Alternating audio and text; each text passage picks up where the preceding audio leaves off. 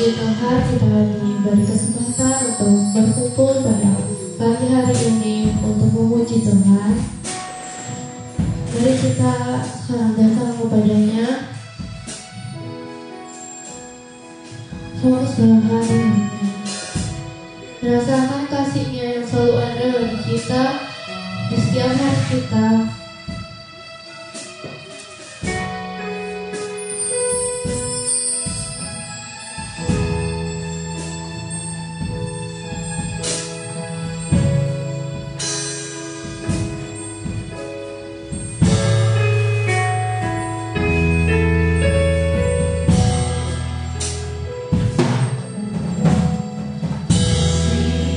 Berindah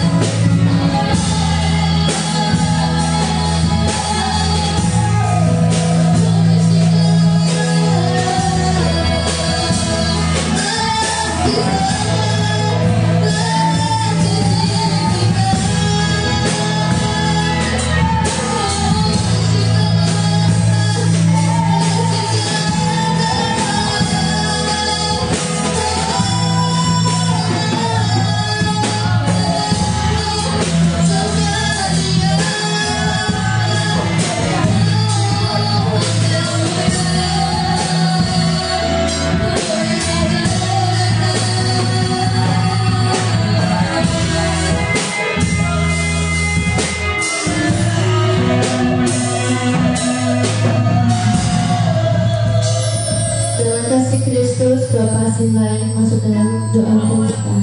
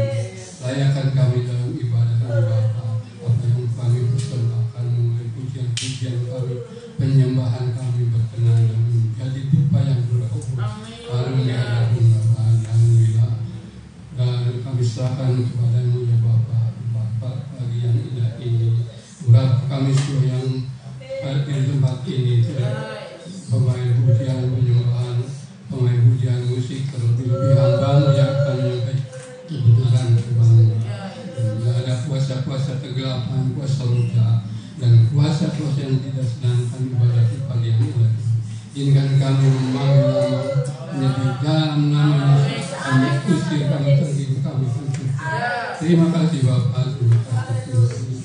Terima kasih Roh Kudus bagi buka ibadah kalian ini hanya di dalam nama Tuhan Yesus Kristus Allah dan Juru Selamat kami. Haleluya. Amin. Puji Tuhan. Mari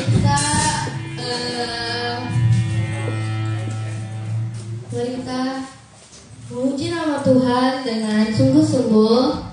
Kita muliakan namanya. Juga itu haleluya. Masih persaudaraan. Masih kurang nih kayaknya. Semangatnya mana? Haleluya. Masih persaudaraan.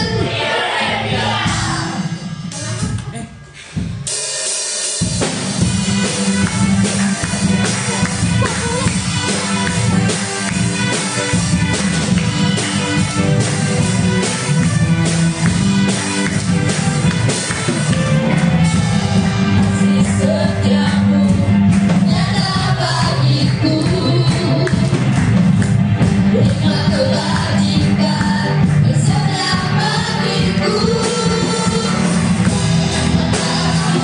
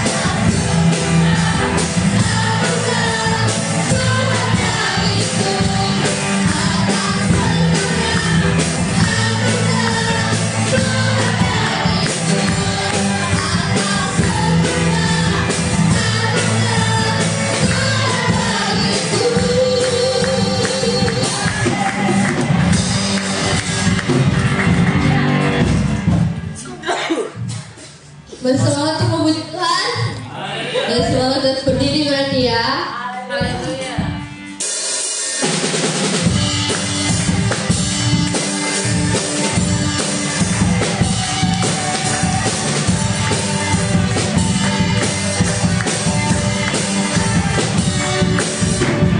Terima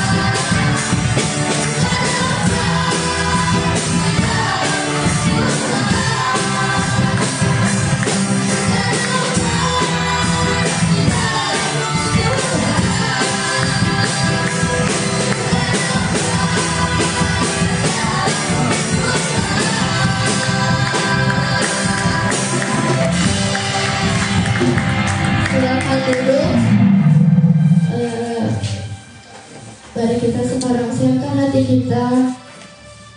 Kita akan mendengarkan firman Tuhan.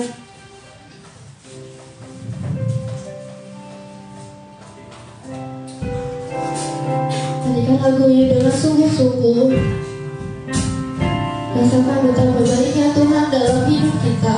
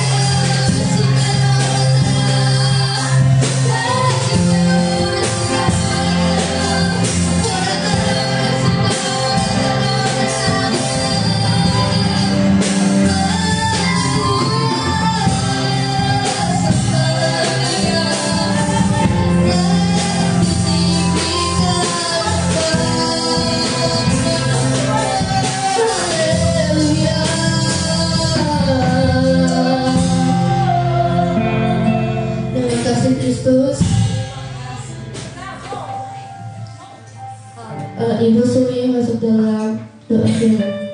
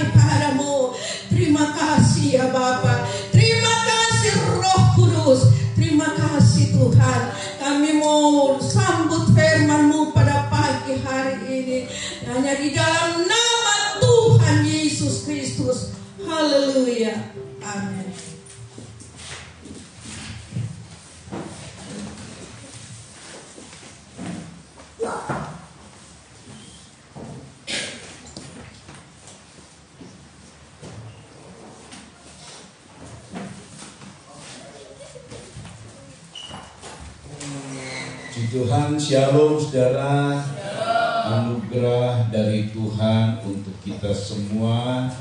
Kita bisa lagi menerima kebenaran firman-Nya, baik saudara yang ada secara onsite maupun yang ikut live streaming di Facebook. Ya, saudara, kita baca di dalam 1 Samuel 17 Kita baca ayat 34 sampai dengan 37. Saya ulang, 1 Samuel 17 ayat 34 sampai dengan 37. Kalau sudah menemukan, kita baca bersama-sama ayat ini secara bergiliran. Saya 34, saudara 35 dan seterusnya. Tetapi Daud berkata kepada Saul, "Hambamu ini biasa menggembalakan kambing domba ayahnya. Apabila datang singa atau beruang yang menerkam seekor domba dari kawanannya," saudara, "maka aku menghajarnya dan melepaskan domba itu dari mulutnya. Kemudian apabila ia berdiri menyerang aku, maka aku menangkap nyamuknya, lalu menghajarnya dan membunuhnya." Baik singa maupun beruang telah dihajar oleh hambamu ini, dan orang Filistin yang tidak bersunat itu ia akan sama seperti salah satu daripada binatang itu, karena ia telah mencemooh barisan daripada Allah yang hidup. Tuhan, kata Daud, Tuhan yang telah melepaskan aku dari cakar singa dan dari cakar beruang, Dia juga akan melepaskan aku dari tangan orang Filistin. Kata Saul kepada Daud, "Pergilah, Tuhan menyertai engkau." Amin, saudara. Ini hal yang luar biasa dialami oleh Daud. Saya ulang, hal yang luar biasa dialami oleh Daud. Minggu lalu kita mendapatkan berkat bahwa Daud bisa mengalahkan roh jahat, mengusir roh jahat dari Saul. Ya, saudara ya. Yang kedua ini adalah seolah-olah ujian level kedua dari Daud. Level pertama mengalahkan roh jahat. Level kedua mengalahkan binatang-binatang buas. Loh, ini gak main-main, saudara ya. Ada yang sini berani sama singa? Wah, nggak ada, saya juga gak berani, saudara ya. Orang sebesar apapun juga gak berani. Ya, paling besar badannya di kita siapa? Iis ya mungkin ya. Berani sama singa? Gak berani. Sama beruang berani? Gak berani, saudara. Saudara, tetapi Daud yang usianya saat itu masih kurang lebih antara 16, 17, 18 lah. Dia berani melawan singa dan beruang. Ini luar biasa, saudara. Ini hebat sekali, dahsyat sekali ya. Nah, saudara perhatikan baik-baik. Ini ujian level kedua, saudara ya. Di mana Daud berkata kepada Saul sebelum mengalahkan Goliat nih, dia punya pengalaman yang luar biasa. Pengalaman yang sungguh dia lakukan dengan begitu hebat sekali karena Tuhan menyertai. Kalau Tuhan gak menyertai, ya Daud konyol lawan singa sama beruang, ya matilah dia. Tapi karena Tuhan menyertai, terjadi keajaiban yang luar biasa. Daud sebagai gembala dan Tuhan adalah gembala. Nah, saya ulang ya. Manusianya Daud itu sebagai gembala, tetapi Daud itu selalu menghadirkan Tuhan sebagai gembala. Dalam penggembalaannya, Tuhan selalu hadir dan membela Daud, dan Tuhan selalu memberi kemenangan. Kemenangannya ini bukan kemenangan yang ecek-ecek, kemenangan yang dahsyat sekali. Singa dan beruang bisa dikalahkan. Wow, ini dahsyat banget ya. Saudara perhatikan. Jadi kalau tipikal penggembalaannya ini seperti penggembalaan Daud, maka Tuhan hadir di situ. Tuhan membela penggembalaan itu. Nah, bagaimana caranya supaya Tuhan hadir? Kita ini adalah orang-orang yang digembalakan, domba-domba yang digembalakan. Dan kita mau bukan cuma sekedar gembala manusianya. Ada mungkin gembala yang baik manusianya, perhatian. Tapi percuma kalau Tuhan gak hadir. Ada gembala yang penuh dengan sosial. Ada gembala yang mungkin ya suka mengunjungi, tapi percuma kalau Tuhan gak hadir. Sebab saya ulang, Daud ini melawan singa dan domba, Daud ini melawan singa dan beruang yang menerkam domba, saudara. Sedangkan saudara adalah domba-domba. Waktu diterkam domba itu, Daud menghajar singa, menghajar beruang, bahkan membunuhnya.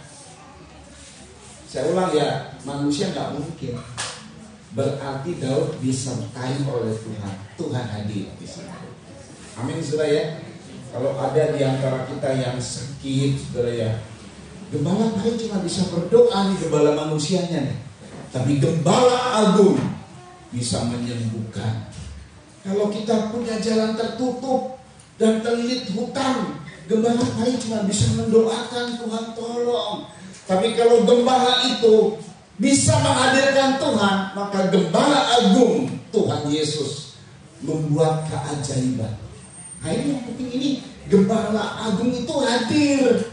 Sebab di dalam kisah Yesus sebagai gembala, ini kita harus perhatikan. Kalau dia hadir, dia punya sifat, satu sifat ini yang gak bisa dirubah dari dia. Dan ini menguntungkan buat kita, saudara. Luar biasa ya. Ini sungguh menguntungkan. Kita membaca, saudara, di dalam sebentar saya ingin mengajak kita untuk membaca bagaimana kalau Yesus itu hadir. Matius 9 ayat 36.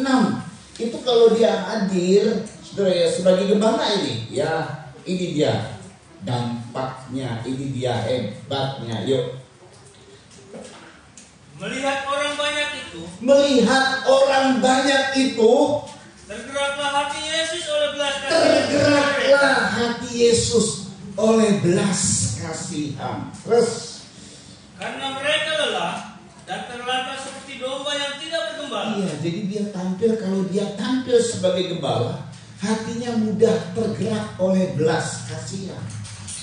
Kadang-kadang kita berdoa, saudara yang memohon kepada Tuhan, kok kayaknya Tuhan gak mengasihi aku ya.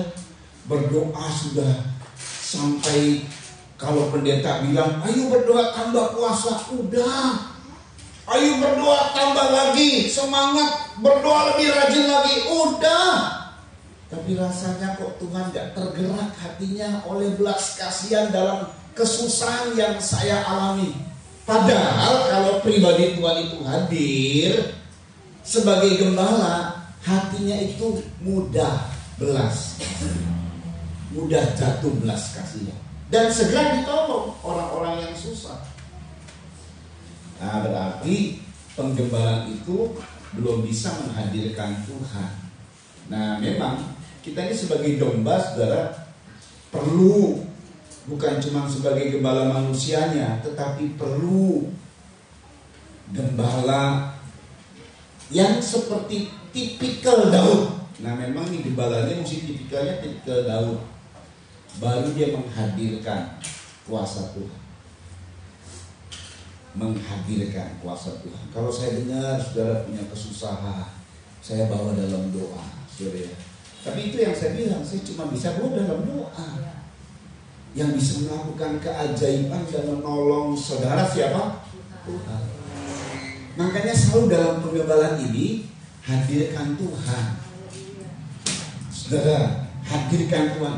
Tipikal penggembalaan yang seperti Daud inilah yang bisa menghadirkan Tuhan. Sebab untuk mengalahkan musuh singa dan beruang, ini Daud ngomong sama Saul, aku ini biasa menggembalakan.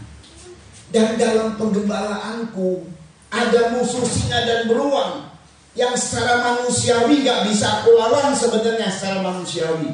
Tetapi karena tipikal Daud sebagai gembala, itu musuh singa dan beruang yang besar sekalipun aku bunuh untuk menyelamatkan domba-domba.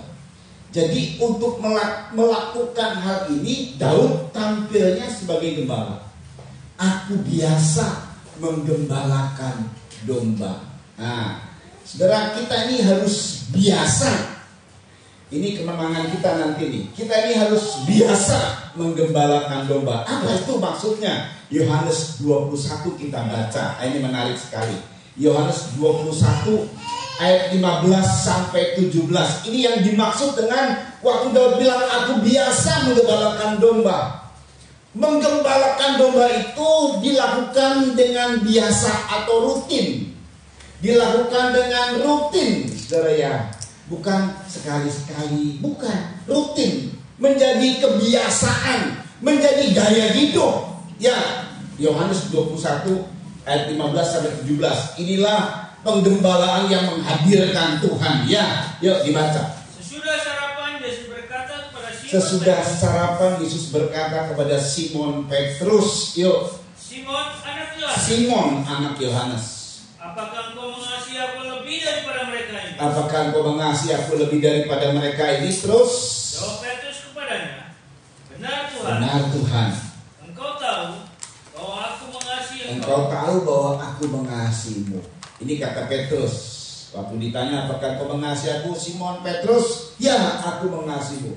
Kalau engkau mengasihiku, kata Tuhan. Terus kata Yesus kepadanya, ya, gembalakanlah domba-domba. gembalakanlah domba-dombaku. Jadi biasa menggembalakan domba itu menjadi gaya hidup. Tiap-tiap hari menjadi gaya hidupnya. Dan gembala domba itu adalah mengasihi Tuhan. Kalau kau mengasihi aku, gembalakan domba. Jadi menggembalakan domba itu namanya mengasihi Tuhan. Amin. Kalau kita mengasihi Tuhan, Tuhan hadir sebagai gembala. Haleluya. Jadi apapun musuhnya, Tuhan lakukan keajaiban. Tuhan hadir melakukan keajaiban sebagai gembala. Tuhan hadir dan kalau kita lihat susah, dia mudah tergerak hatinya oleh belas kasihan. Dia laksanakan sebagai gembala yang baik. Dia lakukan pembelaan. Dia lakukan pertolongan. Namanya pertolongan yang dari Tuhan selalu ajaib. Nah, ya. Kalau saudara butuh keajaiban, hadirkan dia sebagai gembala. Dengan cara bagaimana? Biasa mencintai Tuhan. Amin. Mencintai Tuhan itu menjadi gaya hidup. Kamu biasanya apa? Biasanya saya nonton film, itu biasa. Biasanya apa? Biasanya saya makan banyak, itu biasa. Itu biasa, dia kebiasaan yang menjadi pola hidup dia, saudara ya. Biasanya saya merokok, biasanya saya minum kopi. Itu kebiasaan yang ada hal yang ya kebanyakan kebiasaan manusiawi, saudara. Biasa yang hal-hal yang tidak baik seperti merokok, mabuk dan lain sebagainya. Kamu biasanya apa? Oh, saya biasanya ke toko shopping. Baik tapi boros, gitu ya, saudara. Baik tapi boros. Bagaimana kalau Daud? Saya biasa menggembalakan domba. Aku biasa mencintai Tuhan. Ini gaya hidup, cinta sama Tuhan. Amin, saudara. Kalau saudara cinta Tuhan, Tuhan akan bela saudara. Nah, ini gembalanya ini hadir, gembala agung. Makanya saudara ya, kalau gembalanya mau keren kayak apa, ganteng kayak apa, percuma kalau gembala agungnya nggak hadir. Betul nggak? Saudara ya. Yang penting justru gembala agung itu hadir. Dia hadir dalam penggembalaan di mana kita digembalakan. Dia hadir di rumah saat kita ada masalah. Dia hadir di situ sebagai gembala agung. Ini luar biasa loh. Jadi mari kita mengasihi Tuhan. Sebenarnya ini menarik sekali ya. Kalau saudara mengetahui bahwa Alkitab itu ada dua bagian. Satu kitab Perjanjian Lama, yang satu lagi Perjanjian Baru. Perjanjian Lama ini bahasanya bahasa Ibrani. Nah, ini bahasa keren lah. Kalau ada orang pakai bahasa Ibrani untuk orang Kristen rasanya keren banget ya. Pakai bahasa Ibrani. Ya ini bahasa aslinya kira-kira begitulah, saudara ya, bahasa Ibrani. Tetapi waktu ke Perjanjian Baru nggak pakai bahasa Ibrani, pakainya kok bahasa Yunani. kok berubah ya? Ada apa gerangan? Ini menariknya, saudara. Perjanjian lama itu dalam bahasa Ibrani bicara mengenai kasih atau cinta, itu hanya memakai satu kata aubab. Apa saudara? Aubab. Kalau bahasa Inggrisnya love. Kalau bahasa Indonesianya cinta. Tapi justru kalau bahasa Greka, jadi dari seluruh bahasa yang ada di dunia saat itu, khusus untuk menerangkan kasih atau cinta, bahasa Yunani itu memakai 4 kata. Dengan cinta yang nanti ditujukan ke siapa? Nah, saudara ya, 4 kata. Satu adalah cinta agape, di mana Allah mencintai manusia tanpa pamrih, tanpa melihat latar belakang. Itu namanya cinta anugerah, kasih anugerah. Jadi waktu kita ini berdosa, Allah cinta sama kita, lalu kemudian dia menjadi manusia, dia mati di kayu salib menebus dosa kita. Itu waktu kita berdosa. Apalagi sekarang kita sudah menjadi anak-anaknya. Allah menjadikan dirinya sebagai Bapa dan kita anaknya. Ini luar biasa, ini lebih dekat lagi. Allah itu cinta sama manusia bukan melihat manusia itu baik. Manusia pada dasarnya cenderung berbuat jahat, tapi Allah mencintai manusia. Itu namanya cinta agape. Apa saudara? Cinta agape. Itu paling tertinggi dan paling mulia. Yang sedikit lebih rendah adalah cinta filio, cinta persaudaraan. Saudara ya. Jadi ini cinta persahabatan. Yang dari filio kemudian muncul Philadelphia. Nah, Philadelphia itu dari kata filio, cinta persaudaraan.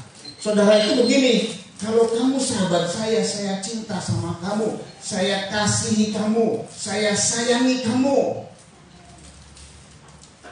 Karena kita seolah-olah kalau sahabat itu sehidup semati, saudara.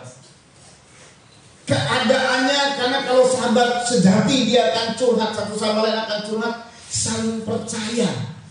Makanya kalau ada sahabat yang dikhianati, waduh, itu menjadi persahabatan yang kacau. Kalau sahabat itu tidak boleh saling mengkhianati, saudara. Kalau misalnya si sahabat si A ini curhat sama sahabatnya yang namanya si B, katakan ya, curhat semua. Si B ini harus menutup mulutnya untuk tidak ceritakan kepada orang lain tentang curhat dari sahabatnya. Sebab kalau dia beberkan kisah sahabatnya itu, ini mengkhianati. Nah, terdengar kira-kira, loh, kok saya diomongin sama siapa? Sama sahabatku. Nah, ini pengkhianatan persahabatan. Itu bukan persahabatan. Persahabatan sejati itu bahkan sampai bisa kontak batin. Ini padahal kita ini orang beda, tidak saudara sedaging, bukan saudara. Tapi kalau udah persahabatan itu udah kayak kepompong katanya. Besti. Soulmate. Nah, ya. Itu yang lebih rendah sedikit. Lebih rendah sedikit lagi adalah storge.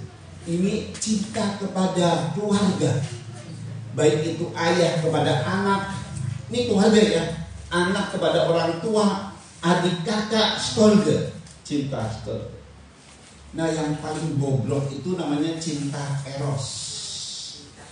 Sebenarnya awalnya bagus, cinta kepada suami istri setelah saat dalam pernikahan, percintaan suami istri itu disertai dengan hawa nafsu. Itu cinta. Jadi seorang bapak, jadi kalau misalnya di dalam kata kasih atau cinta, bagi semua bahasa, misalnya saya mencintai istri saya, I love you. Kalau saya bilang sama anak saya juga begitu, Shena, I love you. Ini rasanya kurang pantas gitu kan? Karena tapi tetap cintanya satu. Hebatnya begitu masuk ke bahasa Yunani, ada 4 cinta yang beda bobotnya. Jadi kalau saya bilang sama istri saya, aku eros sama kamu, cintanya cinta eros. Jadi disertai dengan ada hawa nafsu, itu tidak bermasalah karena suami istri sah. Kalau sama perempuan lain cinta eros, gerok gitu kan. Saya dengar. Kalau saya sama Sena, sama Wilona, I love-nya bukan I love tapi aku stronger. Aku cinta kepada anak-anakku. Tapi kalau bahasa Indonesia nggak bisa, cinta doang gitu kan. Kalau cinta kepada sahabat, Benny, saya filio sama kamu. Nah, saudara, itu persahabatan. Nah, Petrus ini diminta sama Tuhan cintanya agape. Petrus, apakah engkau agape sama aku? Kata Tuhan. Ini pertanyaan pertama. Petrus jawab, ya Tuhan, saya filio sama kamu. Petrus tuh gak bisa sama Tuhan cinta agape. Aduh, gak bisa. Cinta agape itu adalah cinta yang tidak ada alasan. Nanti kalau Tuhan rasanya muji saya, gak ada alasan dia muji saya. Kenapa kalau saya tidak berbuat salah? Kenapa masuk dalam pencobaan? Kenapa hadapi problem? Nah, itu orang yang gak kuat cinta sama Tuhan. Lalu dia ngomel, dia sumut-sumut. Nah, itu gak bisa agape. Kalau cinta filio kan, ya kalau kita tidak berkhianat, aku cinta sama kamu. Jadi Petrus tuh gak bisa cinta tanpa syarat kepada Tuhan. Kalau Tuhan apa-apakan saya, apakah aku bisa mencintai Tuhan? Aku kayaknya enggak. Aku bisa cinta Tuhan itu kalau dia berkati saya, kalau dia sembuhkan saya, kalau dia beri pertolongan kepada saya, kalau dia tidak berkhianat kepada saya. Jadi Petrus bilang, aku filio Tuhan, gak bisa agape. Tanya lagi yang kedua, tetap Tuhan bilang, apakah kau agape sama saya? Kata Tuhan kepada Petrus. Petrus jawabnya apa? Aku filio Tuhan. Tuhan tahu bahwa Petrus gak kuat dia. Tuhan turunkan derajat cintanya. Ya sudahlah, aku terima kamu. Apakah kamu filio sama aku? Nah, Tuhan turunkan kata 3 kali. Ya karena Petrus kan menyangkal Tuhan, makanya dia nangis. Maafkan aku Tuhan, aku gak bisa agape. Aku tetap filio sama kamu. Kalau engkau sahabat, aku cinta. Asal engkau tidak mengkhianati aku. Saudara, dalam kehidupan ini kadang-kadang, kemarin ya seperti Daud. Daud telah diurapi jadi raja. Kehendak siapa? Tuhan. Tapi Tuhan biarin dia, tinggalin dia. Ini berarti kan Tuhan kok gitu ya. Dia udah ngurapi jadi raja, tapi nggak dideklarasikan dan dinyatakan. Pantaslah Daud dikejar-kejar Saul untuk dibunuh karena dianggap Daud pembelot, pemberontak, makar. Itu namanya kan pengkhianatan sebenarnya. Tapi Daud itu cinta sama Tuhan. Dia nggak punya ambisi jadi raja segala macam. Tapi Tuhan akhirnya betul menjadikan Daud raja. Dan rajanya pun menjadi raja yang terkenal sampai sekarang. Ada di kitab Wahyu, ada tertulis namanya dalam sorga. Bahkan selama-lamanya nama Daud itu gak pernah hilang. Luar biasa loh. Nah, ini kemampuan Daud. Ya oke, kadang-kadang kita gak bisa cinta sedemikian. Tapi tetap Tuhan bilang, apakah kau filio kepadaku? Apakah kau cinta kepadaku? Aku berkata, ya aku cinta kepadamu Tuhan. Gembalakan domba-domba. Aku biasa menggembalakan domba-domba, kata Daud. Aku biasa cinta sama Tuhan. Kalau cari Daud adanya di mana? Adanya dia di dalam kondisi yang lagi cinta sama Tuhan. Nah itu dia. Saudara ya, orang jatuh cinta itu luar biasa. Yang dipikirin adalah yang dicintai. Jadi Daud itu yang dipikirin adalah Tuhan. Seluruh nyanyiannya, seluruh hidupnya untuk Tuhan. Sentralnya adalah Tuhan, bukan pribadinya. Tuhan, semuanya Tuhan, semuanya Tuhan, semuanya Tuhan. Itu Daud. Hebat ya. Ini makanya ya, luar biasa banget ya Tuhan bekerja. Dan kitabnya aja sungguh luar biasa, saudara ya. Nah dengar baik saudara, kasih atau cinta ini kalau kita lahir sebagai anak Allah, maka otomatis ada benih ilahi. Jadi cinta itu secara otomatis menjadi karakter kita sejak kita lahir dari air dan roh. Ingat, tema besar kita adalah, ingat nggak? Yang lahir dari Allah mengalahkan dunia. Nanti klimaksnya nih, nanti ada kenyataan hidup, saudara. Waktu saya lihat ini, Tuhan bilang, aku akan buktikan kenyataan hidup dalam hidup dari jemaat Tuhan, dari yang merespon firman, dari yang memegang dan melakukan firman. Saudara, yang lahir dari Allah mengalahkan dunia. Orang yang lahir dari Allah itu pasti ada karakter ilahi, ada sifat bawaan. Sama seperti anak saya. Saya dengan istri, saudaranya, di mana ada 2 anak, Shekina dan Bilona. Ada sifat bawaan. Entah nanti matanya mirip bapaknya atau ibunya. Nah, ya kan ya. Entah nanti hidungnya mirip bapaknya atau ibunya. Entah gaya. Kadang-kadang gaya jalan juga begitu. Padahal gaya jalan bisa dirubah. Betul ya? Tapi awalnya itu gaya jalannya kayak mirip babenya ya. Tapi bisa dirubah sebenarnya. Para model itu berubah gaya hidup. Bukan gaya hidup, gaya jalan, gaya etika dan lain sebagainya. Tapi ada hal yang gak bisa dirubah. Gimana? Entah nanti diturunkannya di wajah, diturunkannya nanti kerasnya kayak bapaknya nih lah gitu kan ya. Wataknya kayak bapaknya nih ya, itu sudah. Jadi katanya ada benih ilahi, ada karakter ilahi.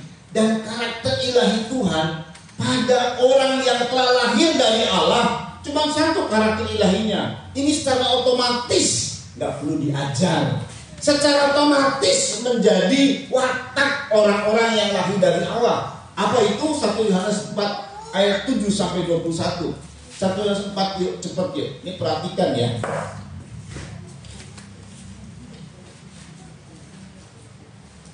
1 Yohanes 4 ayat 7, yuk dimulai.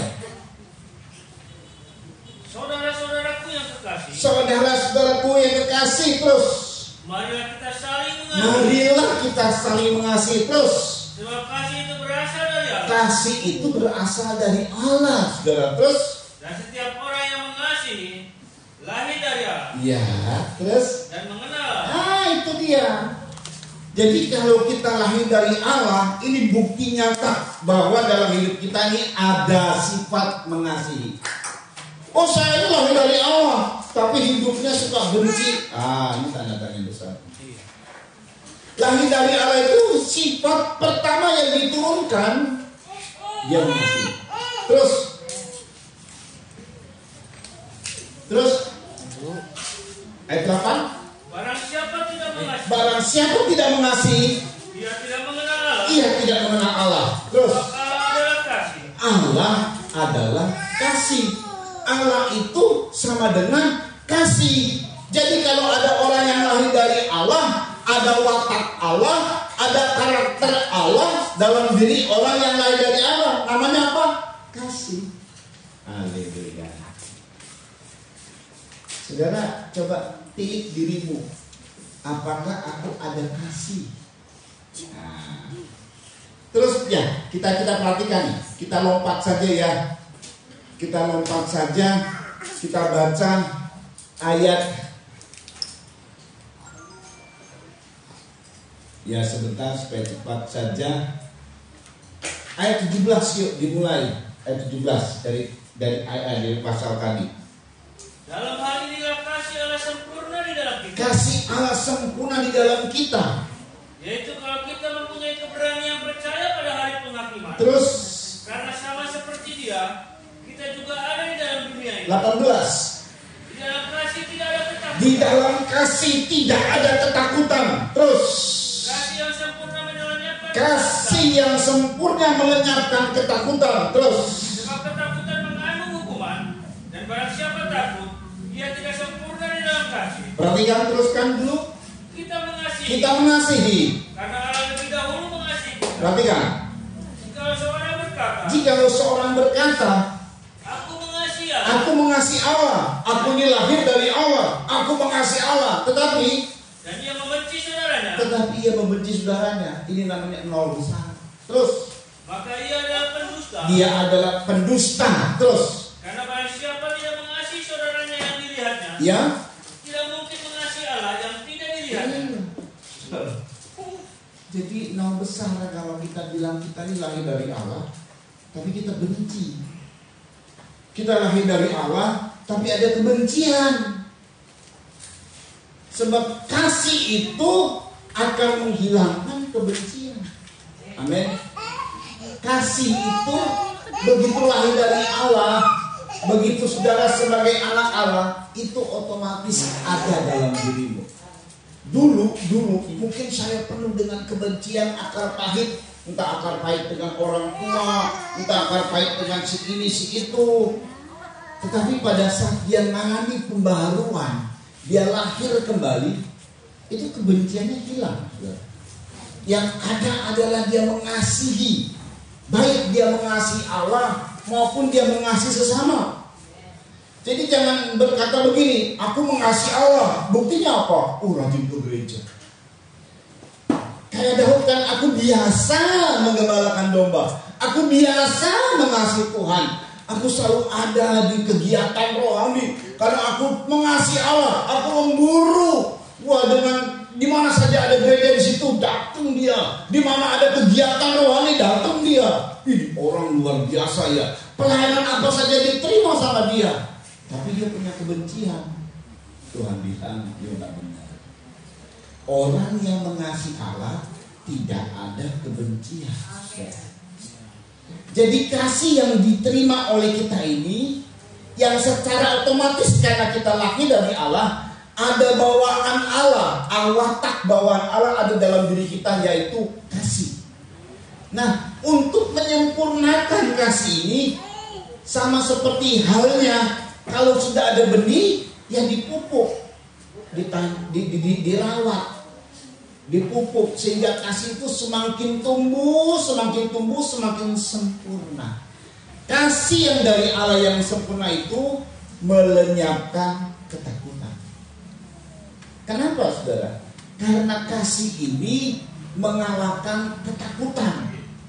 Ketakutan itu timbul dari mana? Dari singa yang mengaum-ngaum. Makanya ya, Daud ini lawannya singa.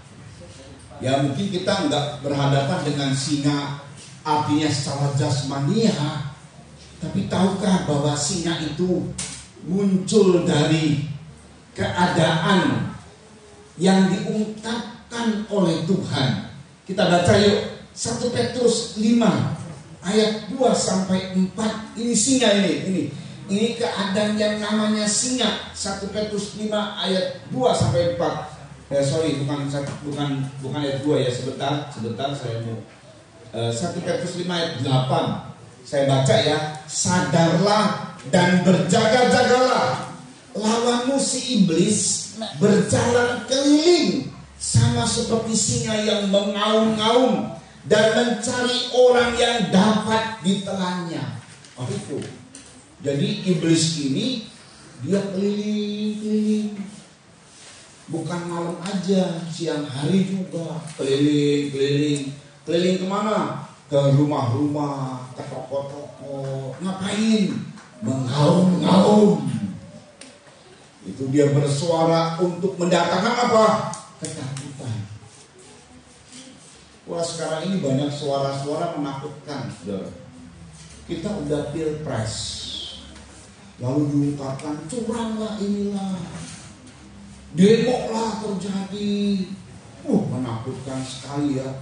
Beras semakin naik. Bagi orang-orang yang punya kepentingan, yang kemudian mau merusak negara, saudara, dimanfaatkan. Banyaklah hal-hal yang bisa membuat kita jadi takut. Kalau saudara takut, berarti kasihmu belum sempurna.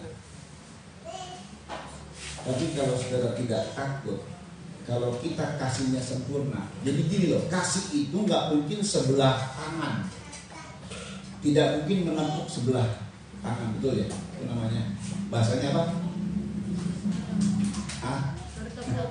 Bertepuk sebelah kanan. Kalau kasih itu kedua-duanya kena bertepuk gitu. Kan kita ya dari pengalaman hidup nih ya, saya itu jatuh cinta sama dia, tapi dia nggak cinta sama saya. Namanya bertepuk sebelah kanan. Yang nggak disambut sama dia. Udah mau sih, I love you. Ih jijik. Wah, lupa batin gitu. Dan kalau kita mengasihi Allah, Allah mengasihi kita. Jadi saling cinta mencintai, saling kasih mengasihi kita dengan Allah. Betul saudara? Betul saudara? Nah kalau kita mengasihi Allah, Allah mengasihi kita, kita percaya segala ketakutan apapun tidak akan bisa mempengaruhi kita.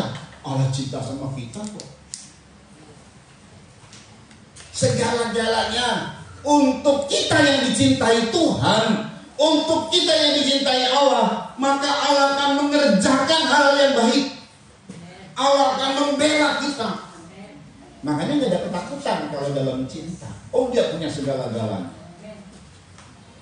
Nah memang ini cintanya mesti dipupuk sampai sempurna kasihnya. Dan ketahuannya di mana kalau kasih itu sempurna? Ya memang tidak ada kebencian, sudah ya.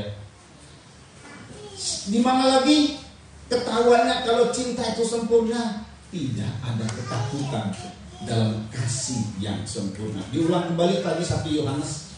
Ini perhatikan, karena nanti ada musuh yang namanya singa. Singa itu mengaum-ngaum di rumah-rumah, di toko-toko, di pekerjaan, dalam segala hal. Yuk kita lihat 1 Yohanes tadi pasal 4 tadi ya. Perhatikan baik-baik. Ya ayat 17. Ayat 17, 18. Yuk cepet yuk. Dalam hal inilah kasih Allah sempurna di dalam Dalam hal inilah kasih Allah sempurna di dalam kita. Terus. Yaitu kalau kita mempunyai keberanian percaya pada hari penghakiman. Yaitu kalau kita mempunyai keberanian percaya. Teruskan. Karena sama seperti dia, kita juga ada di dalam dunia. Ya, ada penghakiman atas dunia, kita nggak takut.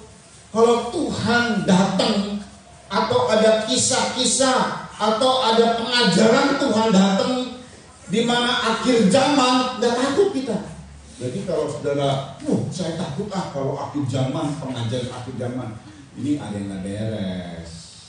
Cinta kepada Allahnya nggak sempurna. Perhatikan. Di dalam kasih tidak ada Di dalam ketakutan. kasih tidak ada ketakutan. Terus.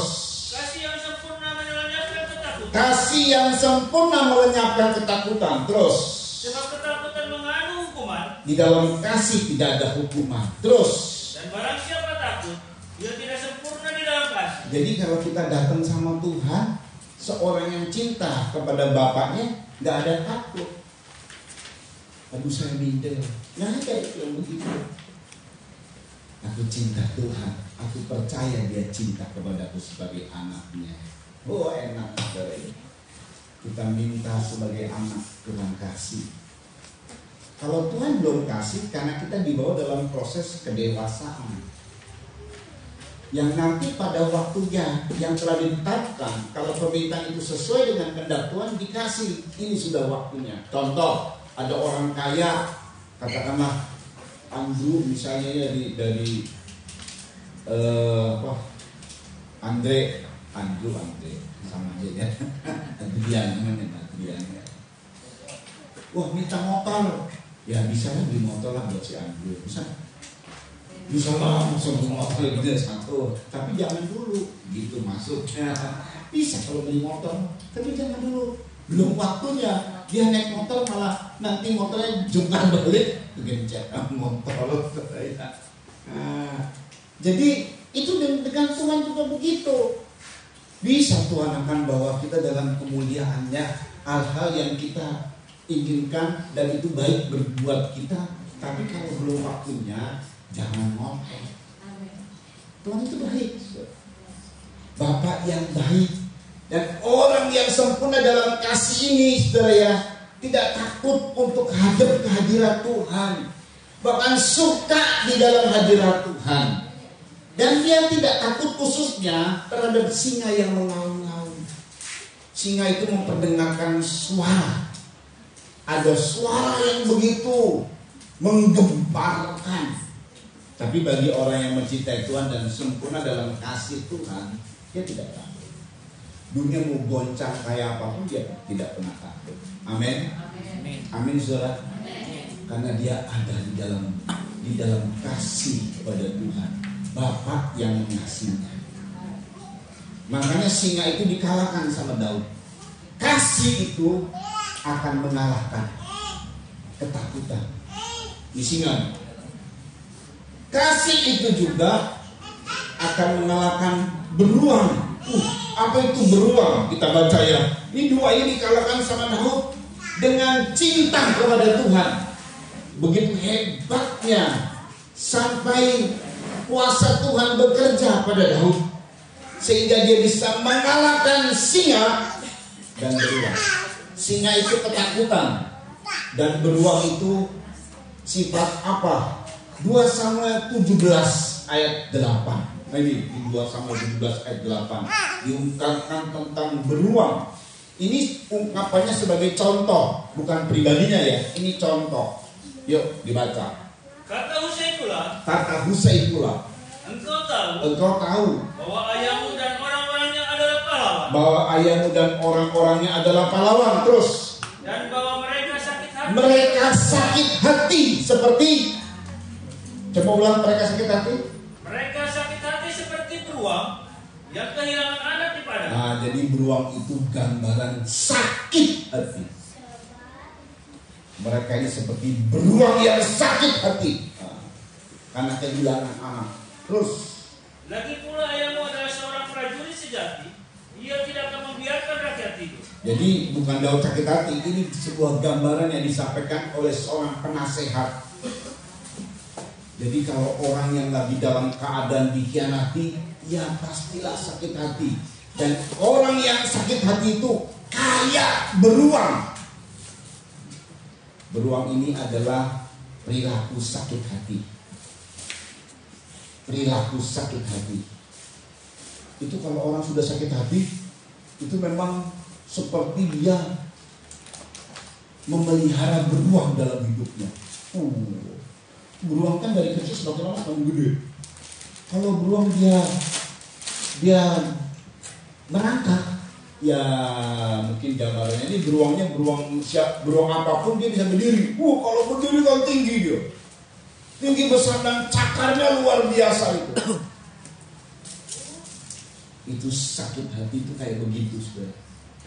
Kelihatannya kalem-kalem, jinak-jinak, tapi gak punya bisa menguasai dan jadi ganas. Jangan biarkan dirimu sakit hati. Amin. Dan beruang ini saudara tahu satu lagi nih beruang. Beruang ini adalah suka membuli. 2 Raja-Raja 2 ayat 23 sampai 24. Yuk cepat saja, ini nanti kita akan melihat nih. Ini luar biasa di klimaks dari hal yang kita dapatkan. 2 Raja-Raja 2 ayat 23 sampai 24. Yuk. Elisa pergi dari sana ke Betel. Dan waktu ia sedang mendaki, maka keluarlah anak-anak dari kota itu. Lalu mencemoohkan ia serta berseru kepadanya. Serta anak-anak ini membuli Elia, mencemoohkan Elia, menghina Nabi Elisa. Elisa ya, bukan Elia. Elisa. Terus. Naiklah botak. Memang Elisa ini botak. Naiklah botak. Yang ngomong anak-anak sambil ketawa ke TV. Kurang ajar nih anak-anak. Padahal Elisa ini nabi yang dipakai oleh Tuhan, banyak menolong kerajaan, bahkan ditolong oleh Elisa. Ada anak-anak yang mengejek Elisa. Om botak keluar, om botak. Terus. Lalu berpalinglah Elisa ke belakang. Terus. Dan ketika melihat mereka, ikutnya mereka dengan nama Tuhan. Maka apa yang keluar? Maka keluarlah 2 ekor beruang dari hutan. Terus. Lalu mencabik-cabik dari mereka 42 42 orang anak mati semua, dicabik-cabik sama, betul Pak? Itu gara-gara membuli. Ini zamannya pembulian. Ya di TV ini, di mana tuh anak-anak sekolah dibully. Ini lagi viral di Indonesia. Tuh, di pernah saudara mengalami pembulian saudara? Jahat loh sekarang di dunia ini. Suka ngejek, suka membuli nih anak-anak ya, makanya kita jaga anak-anak. Kalau anak-anak pulang ke rumah dia nangis, jangan-jangan dibully sama teman-temannya. Kita harus hibur hatinya ya, kuatkan. Tuhan gak pernah menghinamu. Makanya selalu hadirkan penggembalaan dari Tuhan. Penggembalaan dari Tuhan itu yang namanya bulian. Orang ngebully kita nih, kita diam aja. Itu yang ngebully nanti kayak anak-anak yang dicabik oleh beruang. Jadi beruang ini gak ada karena tidak ada pembulian, saudara. Kalau ada pembulian, beruang ini muncul. Jadi dia muncul karena adanya yang dibully. Makanya beruang ini sifat pembulian, dia pembalasan dendam terhadap bulian. Kita juga jangan suka membuli orang, sebab muncul beruang nih, pembalasan dendam. Yang ada di mulut kita itu adalah memuji orang saja. Ya. Jangan suka menghina. Kalaupun kita ngomong ya apa adanya saja, bukan menghina, saudara. Jangan membuli. Orang yang membuli itu, saudara ya, itu tadi kayak saya bilang kayak beruang. Dia nanti ya dari bulian yang kecil gitu, ngeledek gitu ya. Lama-lama ini orang diledek, lalu diem aja ya. Wow, semakin lama kita semakin enak tuh, semakin nafsu untuk meledek, semakin nafsu untuk membuli. Nah itu yang bahaya. Entah dalam pertemanan kita, dalam candaan, hati-hati. Sebab sifat beruang ini jangan ada sama kita, pembulian. Karena dibuli muncul beruang. Beruang ini pembalasan dendam. Ini beruang ini memang muncul karena dibuli dia kan buas. Pembulian itu kadang-kadang buas sekali ya. Saudara, singa dan beruang ini adalah binatang buas. Dua-dua ini muncul. Dua-dua ya, singa dan beruang. Dalam Amsal 28 ayat 15, di mana dia muncul? Di mana dia muncul? Nanti kita lihat nih. Daud dalam penggembalaan menang atas dua ini. Singa dan beruang. Amsal 28 ayat 15. Yuk cepat yuk. Kita lihat di sini. Seperti singa yang meraung atau beruang yang menyerbu. Singa yang meraung, mengaum, atau beruang yang menyerbu. Kalau singa itu adalah menakutkan, kalau beruang itu sakit hati dan membuli, terus. Demikian orang fasik yang memerintah rakyat yang lemah. Wah, itu ada di pemerintahan kadang-kadang. Pemerintahan yang fasik. Yang memang kalau pemerintahnya fasik, saudara, dia perintahnya itu atau memerintahnya itu kepada yang lemah, dimanfaatkan buat dia. Ya saudara ya, memang ada banyak hal-hal yang sekarang ini terjadi. Ada orang yang ditindas karena dianggap lemah. Ya kita ini dari keturunan kadang-kadang suka ditindas dengan kata-kata, gua bakar lu pokok lu misalnya gitu ya. Wah itu jadi takut ya. Tapi hari ini kita nggak perlu takut kalau Tuhan hadir. Dia sebagai gembala, dia akan bela kita. Amin saudara. Dari segala hal dia akan bela kita, bahkan dari pemerintahan yang fasik sekalipun. Ya kadang-kadang ini oknumnya ya, oknumnya. Pemerintahan di atas sudah bagus, tapi di bawahnya nih pajak sampai dimain-mainkan begitu ya. Ini baru saja anak rohani cerita sama saya. Untung dia dapat hikmat dari Tuhan saat dia bicara. Waktu dia bangun sesuatu, saat dia bicara dapat hikmat dari Tuhan. Nah akhirnya lolos. Nah saudara ya, akhirnya lolos. Ada banyak loh. Kadang-kadang kita ngurus ini dan itu sulit. Saudara. Tetapi Tuhan akan tolong kita. Dari orang-orang yang demikian itu Tuhan akan tolong kita. Kita nggak bisa dipermainkan. Karena kita dibela terus sama Tuhan. Kenapa? Karena aku cinta sama Tuhan. Nah, orang-orang yang cinta Tuhan dibela. Orang-orang yang gaya hidupnya cinta Tuhan itu dibela. Karena dia menghadirkan penggembalaan Daud. Nah, saudara ya, ada di pemerintahan. Bahkan yang klimaksnya nih, ini dua binatang ini muncul dalam satu makhluk. Ada 4 binatang sih, cuman 2 ini muncul, saudara, di pemerintahan mana? Wahyu 13 ayat 2. Yuk kita lihat. Singa dan beruang. Memang ada tambahan 2 lagi, macan tutul dan tanduk. Yuk dibaca Wahyu 13 ayat 2. Ada the beast, binatang buas munculnya. Yuk. Binatang yang kulihat itu serupa dengan macan tutul. Iya. Dan kakinya seperti kaki beruang. Seperti kaki beruang. Jadi binatang beruang ini muncul di binatang yang namanya antikris, saya sebutkan saja. Terus. Dan mulutnya seperti mulut singa. Mulutnya seperti singa. Teruskan.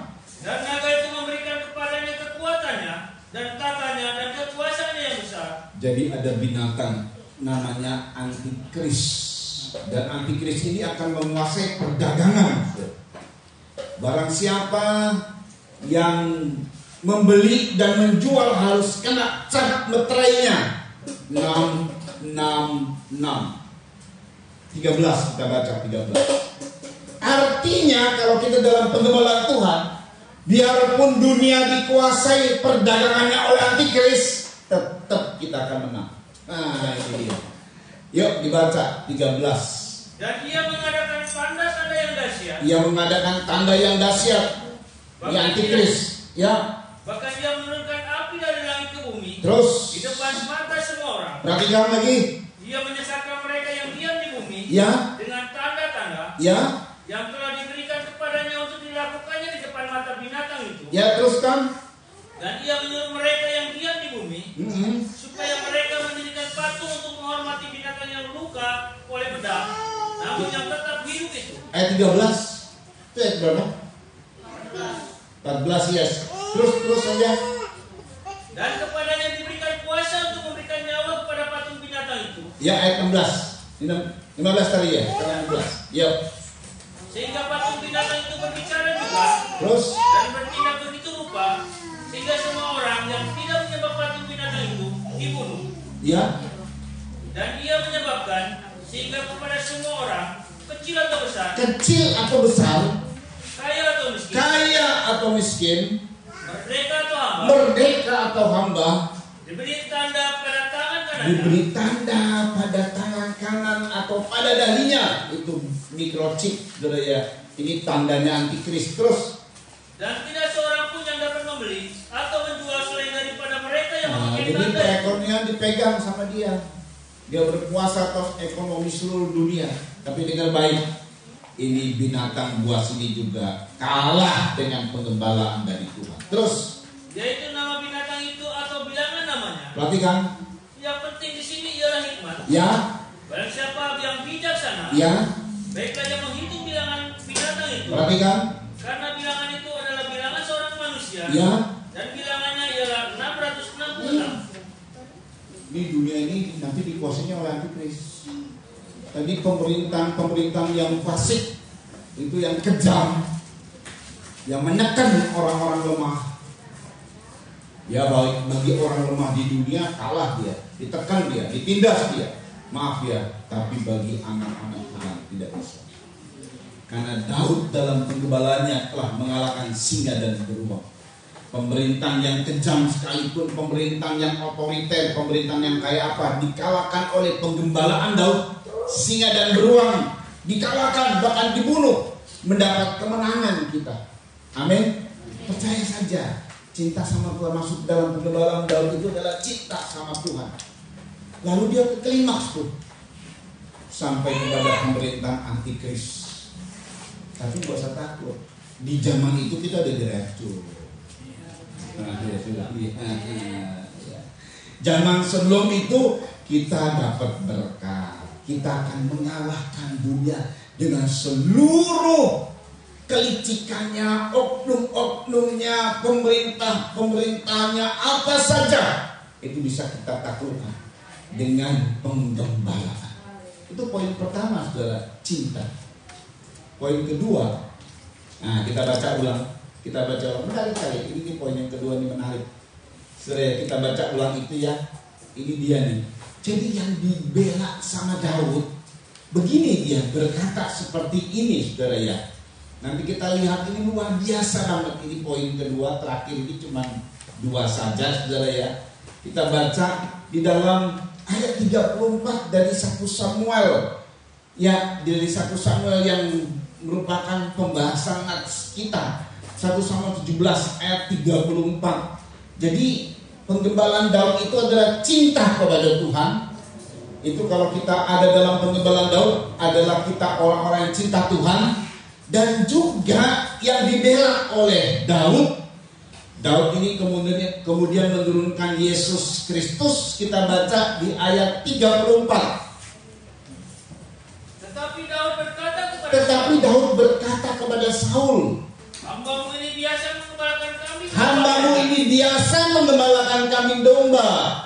Hambamu ini cinta kepada Tuhan. Itu tadi ya, kalau engkau mencintai aku, gembalakan domba. Dan yang kedua, yuk. Apabila datang singa atau beruang, yang menerkam seekor domba dari kawanannya. Dengar ya, dari kawanannya. Domba itu ada di kawanan. Domba itu berkawan. Jadi domba itu bukan domba sesat, saudara. Kalau domba sesat, ya sudah, you sesat. Ini domba dalam kawanan. Lalu datang singa dan beruang, lalu menerkam satu dari domba yang ada dalam kawanan. Daud marah. Dia bunuh singa, dia bunuh beruang.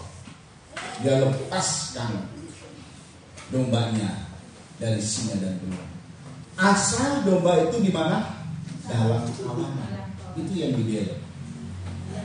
Jadi jangan kayak domba Yesaya 53 ayat 6a. 6a saja yuk. Domba Yesaya 53 ayat 6a. Yuk. Yesaya 53 ayat 6a. Kita sekalian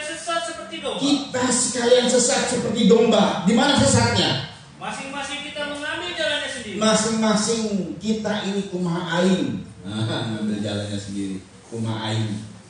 Kan ngambil jalan sendiri kan kumaha aing. Semau gue. Bukan semaunya firman, bukan kemauan firman, tapi kehendaknya sendiri.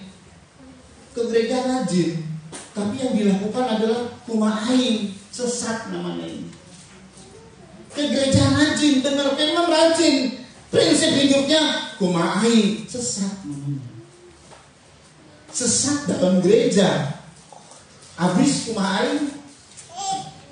Justru kita datang beribadah kepada Tuhan, menyerahkan hidup kita kepada Tuhan untuk melakukan kehendak Tuhan. Orang yang cinta Tuhan pasti melakukan kehendak Tuhan. Waktu ditegur, aduh, iya aku ditegur ya. Aku minta maaf, minta ampun sama Tuhan. Nah itu bagaimana maunya Tuhan, bukan kemain. Jangan ada sakit hati. Kita kebetulan lagi sakit hati sama si dia. Ampuni yang menyakitimu. Tahu? Oh itu kumain.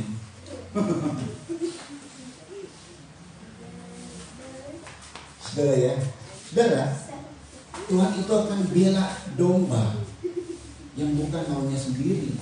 Maaf kalau maunya sendiri, dia maunya sendiri. Jadi dalam perkumpulan kita itu selalu merupakan kawanan. Kalau kita suka berkawan, itu berarti kita adalah orang-orang yang saling mengasihi. Amin. Amin saudara. Kalau saling berantem mana ada berkawan. Oh saya musuh sama dia. Kalau dia ke gereja, gua nggak ke gereja. Namanya musuhan. Tapi kalau berkawan lain. Sana susah, kita ikut-ikut juga ngerasa susah. Mungkin kita nggak bisa nolong. Kita mungkin Doakan saja ya. Saya doakan tiap hari, didoakan nama-nama yang lagi susah. Itu namanya kawan. Ada kesehatian, ada kasih persaudaraan. Orang kalau kasih persaudaraan, kita ini rukun, kita ini berkawan. Jadi kalau ada masalah satu dengan yang lain, itu saudara seiman kita loh, itu saudara kita loh. Masa kita jelekin saudara kita? Oh, lupakan, jangan menjelekin, ampuni, damai, berkawanan lagi. Kalau kawanan saudara, itu pasti dibela oleh Tuhan. Jadi itu setiap pribadi kita memang punya ego, betul ya? Setiap kita ini punya ego loh, punya kepentingan diri sendiri, punya kemauan sendiri, punya kehendak sendiri, punya kumaha aing, gitu kan? Gua nggak bisa kadang-kadang hak saya atau kumaha aing saya ini dirubah, nggak bisa, ini prinsip dari dulu, nggak bisa. Kalau mau jadi domba yang dibela sama Tuhan, maka harus berkawan. Satu sama lain saling mengasihi. Jangan ikuti maunya sendiri, jangan eksklusif. Wah, nggak level gua rumah. Nggak boleh gitu, nggak boleh. Kita semua levelnya sama. Mau ekonomi saudara yang rendah sampai yang tinggi, semua kita levelnya sama. Di mata Tuhan kita anak-anaknya. Amin. Amin, saudara. Kita saling memperhatikan, itu berkawan. Saudara, kalau berkawan, maka Tuhan betul-betul membela. Lukas 12 ayat 29 sampai 32. Ini ungkapan dari Tuhan. Ini kalau kawanannya. Bahkan kalaupun kita kawanannya, kelompoknya itu nggak besar, nggak usah khawatir. Justru Tuhan bela. Ini yang penting mah Tuhan hadir dan membela. Yuk, Lukas 12 ayat 29 sampai 32. Cepat yuk. Jadi janganlah kamu mempersoalkan apa yang akan kamu makan. Jangan kamu persoalkan apa yang kamu akan makan, minum, terus atau apa yang akan kamu minum. Dan janganlah cemas hatimu. Semua itu dicari bangsa-bangsa di dunia yang tidak mengenal Allah. Ya, hari-hari ini beras naik, saudara ya. Dan kita impor beras dari Thailand dan dari mana lagi saya nggak tahu. Kemarin si Mami beli kepada orang beras, begitu dimakan nggak bilang kurang enak lagi, sekarang udah bilang kita makan itu ya. Akhirnya pakai cara apapun supaya berasnya jangan rasa buluk atau gimana. Saya rasa waduh ini Mami beli dari mana ini, kok begini sekarang berasnya gitu ya. Akhirnya beli sedikit, tapi kembali lagi kepada sekarang tadi. Tadi saya makan juga perah dikit gitu kan. Ya sudahlah. Jadi dipakai segala cara supaya tidak merasa perah. Campur apa gitu lah ya saya. Ini pintar-pintarnya orang aja nih. Rasa perahnya masih ada. Tidak kayak beras bulog gitu ya, beras yang itu gimana gitu. Gak biasanya begitu ya. Harganya pun sama mahal. Aduh bahaya. Ini salah beli nih. Ketipu lah kita ya, biasanya berasnya nggak kayak begini. Memang mahal saudara, mahal. Tapi Tuhan bilang jangan cemas hatimu. Silakan mahal, yang penting kita bisa beli kan. Nah ini Tuhan ya, yang penting bisa beli. Bagaimana caranya beli? Tuhan akan berkati kita. Jadi jangan takut, jangan cemas. Makanya selalu dalam kawanan, saling mengasihi, selalu dalam persekutuan. Perhatikan lagi terus. Akan tetapi Bapakmu tahu. Bapakmu tahu, ya. Bahwa kamu memang memerlukan semua. Bahwa kamu memerlukan semua yang harus dimakan, harus diminum, dipakai mungkin. Nanti bagaimana caranya Tuhan bisa berkati kita. Nggak usah khawatir. Perhatikan. Tetapi carilah kerajaannya. Iya. Maka semuanya itu akan ditambahkan juga. Carilah kerajaannya, semua akan ditambahkan kepadamu. Ayat 32. Janganlah takut ya. Hai kamu kawanan kecil. Hai kamu kawanan kecil. Kita ini kalau dibanding dengan gereja lain, wah kita kecil, kawanan kecil. Tapi Tuhan bilang, hei jangan takut kawanan kecil, biarpun kamu cuma jumlahnya sedikit, jangan takut. Kenapa? Yuk. Karena Bapakmu telah berkenan memberikan kamu kerajaan itu. Wow. Karena Bapakmu berkenan memberi kerajaan itu. Wah kita ini anak-anak raja. Jangan takut kawanan kecil. Sebenarnya saudara, yang namanya domba, mau kawanan besar, mau kawanan kecil, sebenarnya mah sama kekuatannya. Betul nggak? Misalnya ada domba ribuan, puluhan ribu. Ini domba ya. Lalu datang singa. Apa domba yang puluhan ribu ini gini? Ayo kita kumpul kekuatan, kita gebukin singa yuk. Oh, kan kita banyak. Kan nggak gitu saudara ya. Domba begitu ada singa, ribuan kayak kabur semua. Betul nggak saudara? Betul nggak? Nggak bikin kekuatan pakai betis gitu loh. Iya kan? Ini domba ini nih. Kalau misalnya kuda, banteng, ribuan, punya kekuatan. Serigala punya kekuatan. Domba ribuan, sama aja makanan kecil. Karena bagi domba itu bukan banyak atau sedikitnya. Yang penting bagi domba, gembala. Itu bagi domba. Dan kita ini digambarkan oleh Tuhan sebagai domba. Jadi soal banyak atau jumlah banyak atau kecil itu nggak pengaruh. Yang berpengaruh kalau domba sejati, dia sangat berpengaruh kalau ada gembala atau tidak ada gembala, itu yang berpengaruh sama dia. Kalau ada gembala, biarpun kita cuma 2-3 ekor, tapi ada gembala hadir. Gembala itu adalah pribadi Yesus tadi, hadir, aman sudah. Domba itu tenang. Gembalanya Daud, domba itu tenang. Daud inilah yang selalu menghadirkan gembala agung Yesus Kristus. Dan itu selalu membawa kemenangan. Luar biasa. Saudara, memang domba ini harus jadi kawanan. Tapi memang prakteknya ada domba yang gak mau jadi kawanan. Ini saling musuhan. Karena ada domba yang tipikalnya kayak begini nih. Yesaya 34, kita baca ya, ayat 17. Disinilah kemudian Tuhan ambil tindakan terhadap domba dengan domba yang gak mau jadi kawanan. Kenapa akhirnya terpecah belah domba ini? Karena ada domba-domba yang kayak begini modelnya. Ayat 17, semoga ini jangan ada pada kita ya. Yuk cepat dibaca. Dan hai kamu domba-dombaku, beginilah firman Tuhan Allah. Sungguh, aku akan menjadi hakim di antara domba dengan domba. Pokoknya ada domba dengan domba terjadi pertikaian dan Tuhan akan jadi hakim di antara domba dengan domba. Terus. Dan di antara domba jantan dan kambing jantan. Ayat 18. Apakah belum cukup bagimu bahwa kamu menghabiskan padang rumput yang terbaik? Terus. Meski pula kamu injak-injak padang rumput yang lain-lain dengan kakimu. Perhatikan. Belum cukup bahwa kamu minum air yang jernih. Terus. Mesti pula yang tinggal itu kamu kerukan dengan kakimu. Perhatikan. Apakah domba-dombaku seharusnya memakan rumput yang sudah diinjak-injak kakimu? Iya. Dan meminum air yang sudah dikerukan kakimu? Berarti ada domba dengan sombong. Dia menikmati, dia mungkin diberkati, tapi dia injak-injak rumput, dia injak-injak semua keruh menjadi keruh, saudara ya. Lalu dibiarkan domba-domba lain minum. Ini namanya domba ini sombong, mementingkan dirinya, saudara. Enggak perhatikan kepada domba-domba yang lain. Ini bukan kawanan namanya. Di domba ini ada kelompok domba-domba yang gemuk-gemuk gitu ya. Yuk terus.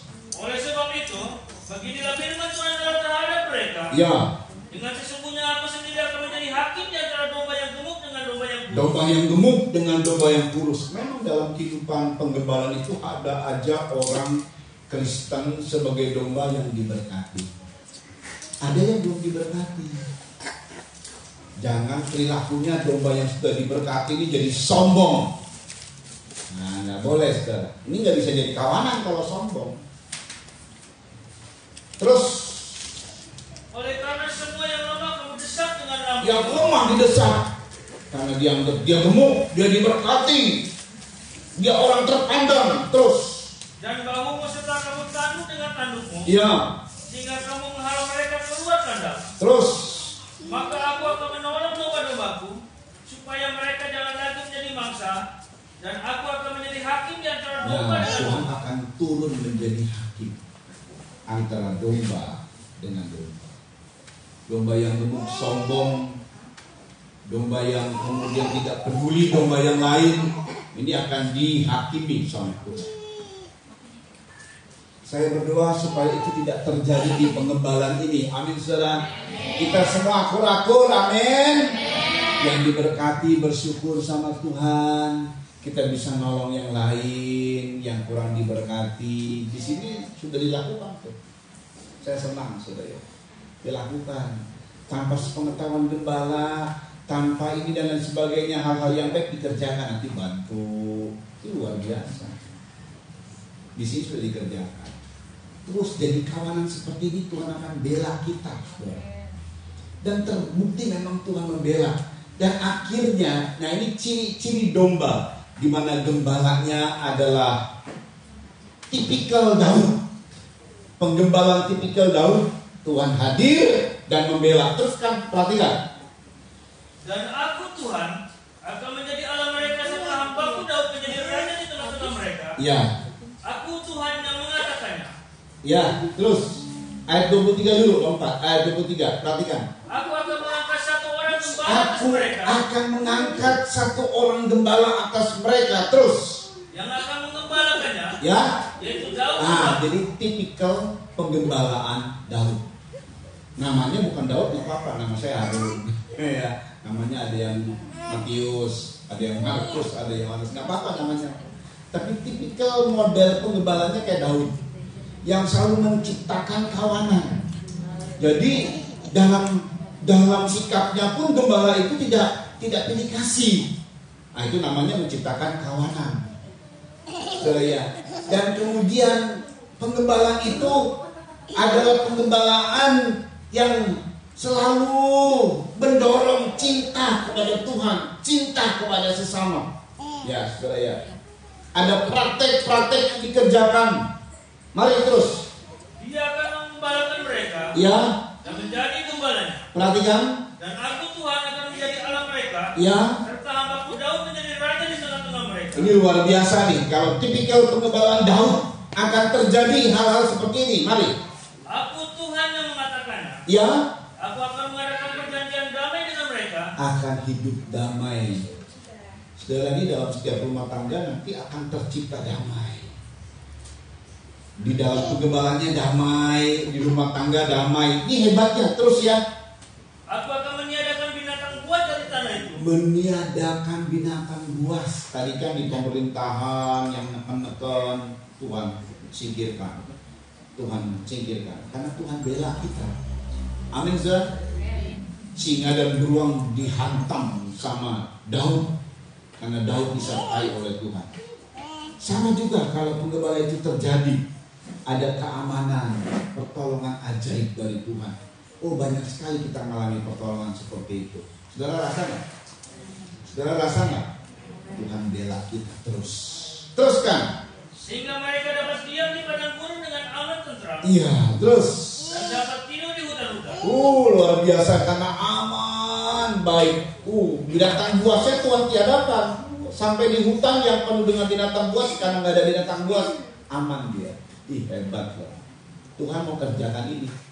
Kalau penggembalanya tipikal Daud, cinta Tuhan dan selalu berani. Terus, aku akan menjadikan mereka dan semua yang di sekitar gunungku menjadi berkat. Menjadi berkat kita, saudara. Teruskan. Aku akan menurunkan hujan pada waktu. Oh, Tuhan akan turunkan hujan. Terus. Itu adalah hujan yang itu hujan berkat. Haleluya. Saudara mau diberkati oleh Tuhan? Siapa yang mau diberkati oleh Tuhan? Angkat-angkat. Itu adalah hujan berkat. Teruskan. Pohon-pohon di ladang akan memberi buahnya. Iya, pohon di ladang memberi buahnya. Itu artinya pekerjaan kita menjadi berhasil. Apa saja yang dibuat menjadi berhasil. Terus. Dan tanah itu akan memberi hasilnya. Luar biasa. Teruskan. Mereka akan hidup aman tentram di tanahnya. Aman tentram. Oh, haleluya. Ini penggembalaan Daud nih.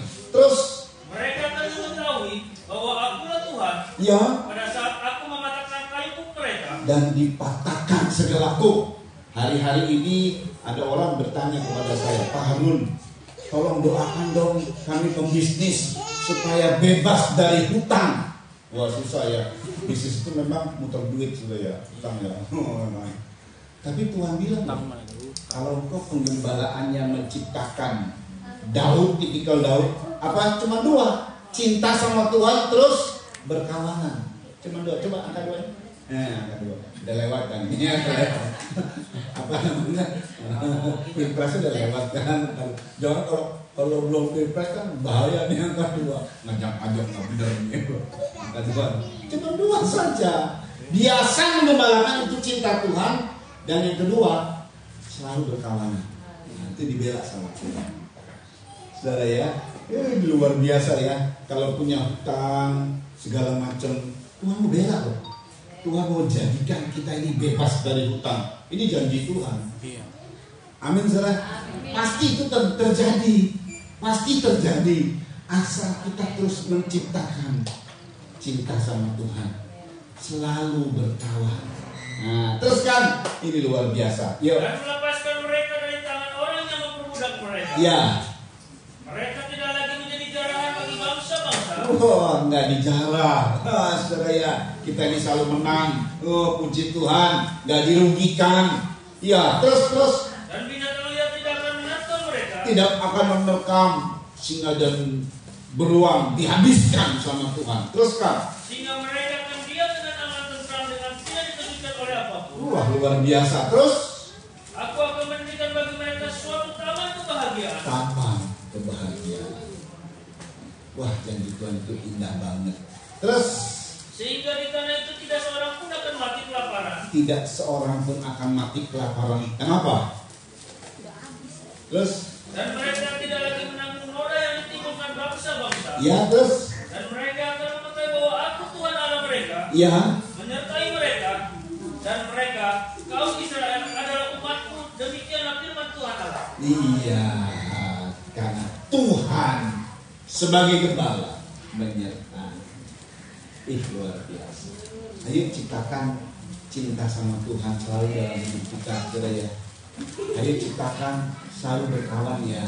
Amin saudara.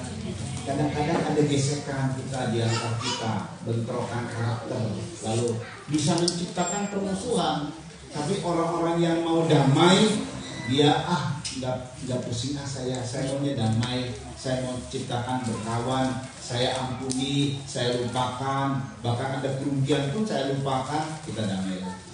Itu nanti akan menciptakan, menghadirkan Tuhan sebagai gembala.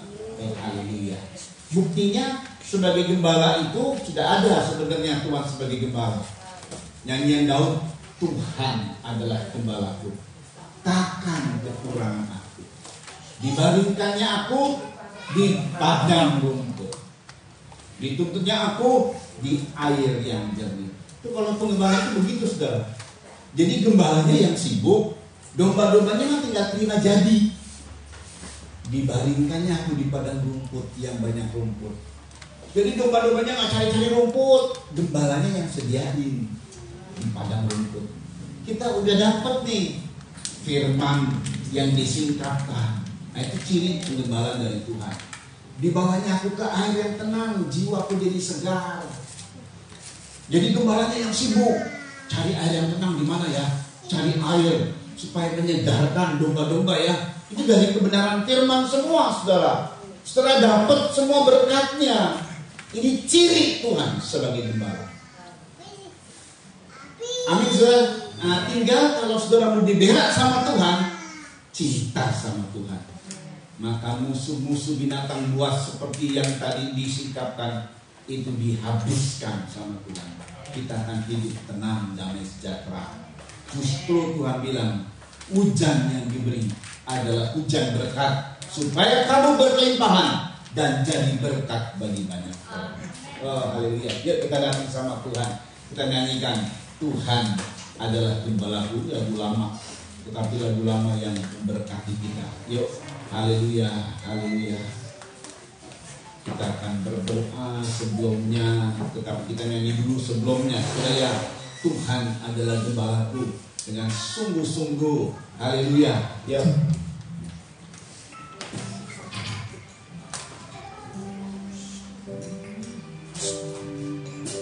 Tuhan adalah gembalaku.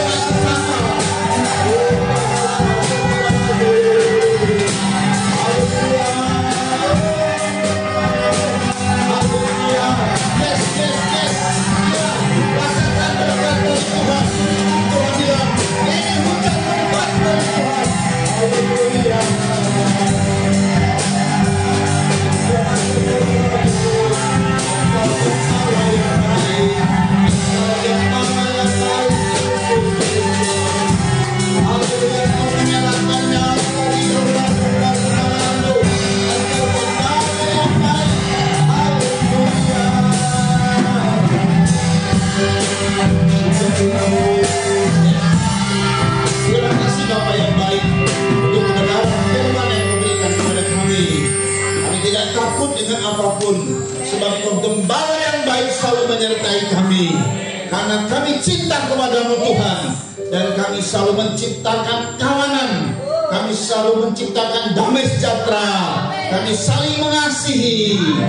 Philadelphia itu terasa dalam hidup kami dan dipraktekkan oleh kami. Terpujilah nama Yesus Kristus. Berkati semua yang hadir dan semua hal yang disampaikan oleh jemaat umat-Mu, domba-domba gembala-Mu, dalam korban-korban disampaikan, baik sebentar dan juga yang telah dikorbankan para lunatur, dan semua mereka diberkati dengan berlimpah-limpah di dalam nama Yesus Kristus. Tuhan, Kau berkati fasilitator kami untuk di sini Tuhan, fasilitator ibadah dan juga rumah pastori diberkati dengan luar biasa. Keluarga mereka diberkati, nama Tuhan dipermuliakan. Berkati Kecamatan Pagaring, Kabupaten Subang, Provinsi Jawa Barat dengan pimpinan-pimpinan kami yang ada Tuhan. Tuhan tolong yang kena musibah, baik itu kena puting beliung, banjir bandang, dan juga gempa dan lain sebagainya. Tuhan tolong, haleluya, kami percaya kuasa-Mu bekerja juga Tuhan, karena adanya topan dan yang membuat masa panen dari beberapa daerah menjadi tidak berhasil. Tuhan tolong Indonesia, kami percaya tangan-Mu bekerja, tangan-Mu akan membela Indonesia, kuasa-Mu akan bekerja Tuhan, khususnya domba-domba gembala-Mu untuk tidak takut dengan apapun. Kami terus diberkati oleh Tuhan, karena kami adalah domba-domba gembalaan yang Tuhan bela, karena Engkau lakukan keajaiban-keajaiban bagi anak-anak-Mu. Diberkati Tuhan Yesus yang ikut onsite, yang online juga streaming. Diberkati ikut onsite, nama Tuhan dipermuliakan. Terima kasih Tuhan, berkati pemerintah kami Indonesia, Pak Presiden Jokowi dan Pak Maruf Amin. Diberkati dengan kekuatan kesehatan atas mereka melaksanakan tugas yang beberapa bulan ini sampai berakhir dengan baik. Nama Tuhan dipermuliakan. Dan Presiden yang terpilih juga nanti versi KPU diberkati oleh Tuhan, melanjutkan dan melaksanakan pemerintahan di Indonesia ini dengan sungguh-sungguh takut akan Tuhan dan jujur. Dan yang Tuhan pilih, yang kami percaya ini adalah pilihan Tuhan yang mengerjakan kemajuan Indonesia, dan khususnya bagi kami akan terjadinya kegerakan hujan akhir di bumi Indonesia ini. Berkati KPK, TNI Polri, Densus 88, Badan Intelijen dan mereka yang bergerak di bidang hukum. Tuhan tolong berikan kepada mereka kemampuan, keberanian untuk membongkar kasus-kasus besar, koruptor, gunung narkoba, sindikat, mafia, terorisme, supaya semua dihukum sesuai dengan hukum yang berlaku. Tapi kalau luput dari hukum dunia, kami mohon hukum surga bertindak agar nama Tuhan ditakuti di bumi Indonesia ini. Terima kasih Bapak. Dan sebentar kalau kami kembali ke rumah kami masing-masing, sampaikan dengan selamat. Berkati mereka yang telah melayani Tuhan, worship leader, singer, serta pelayan musik Tuhan, kolektan, dan semua yang terlibat dalam pelayanan diberkati oleh Tuhan. Karena inilah prinsip dari kebenaran firman. Setiap pekerja patut mendapat upah. Kami telah bekerja dengan sungguh-sungguh kepada-Mu.